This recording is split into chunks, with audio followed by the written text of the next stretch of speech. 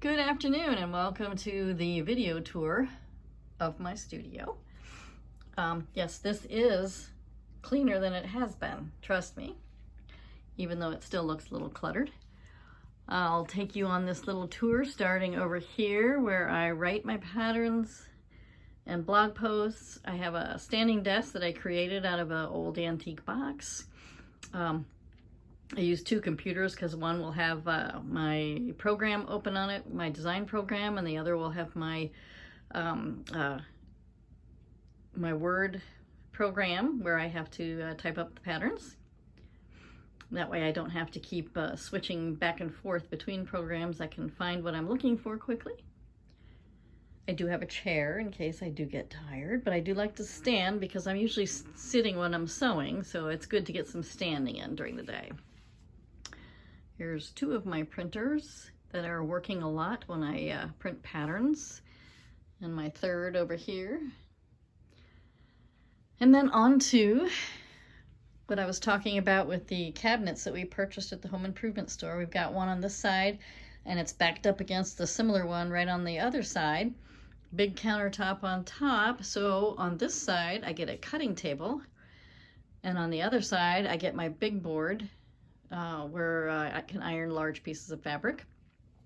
There's my pegboard that hangs my rulers, and then I also have a bulletin board that I hang a pattern up that I'm cutting, like so I can just look up there for the fabric I need to cut, and easy to find.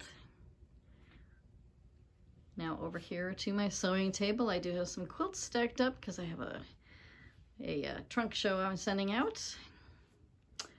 But I will walk over here and show you.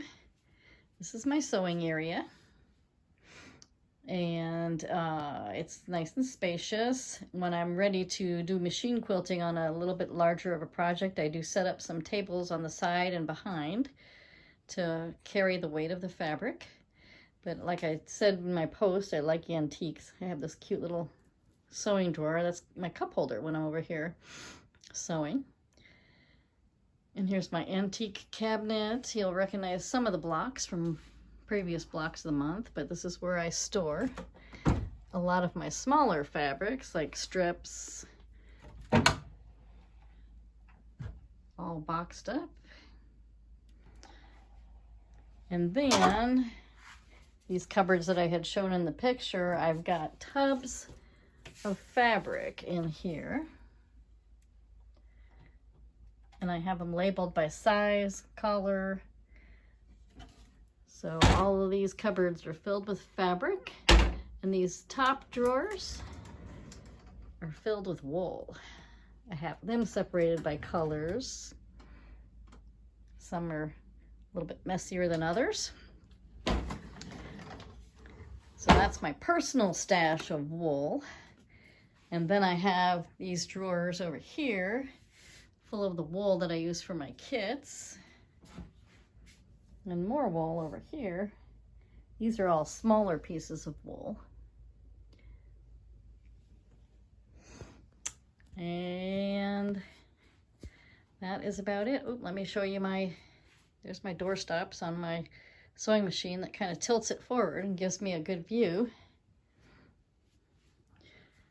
And this way, when I'm sitting and sewing, it's tilted towards me, so it gives me a little bit better view.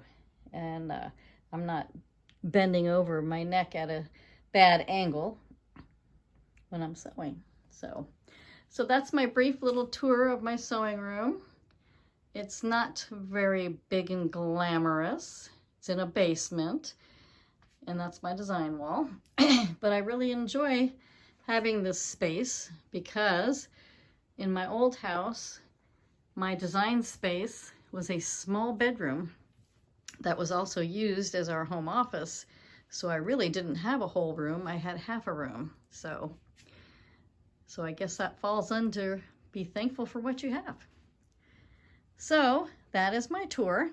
I hope you enjoyed looking at my studio and seeing some of my mess. And I will see you in future videos.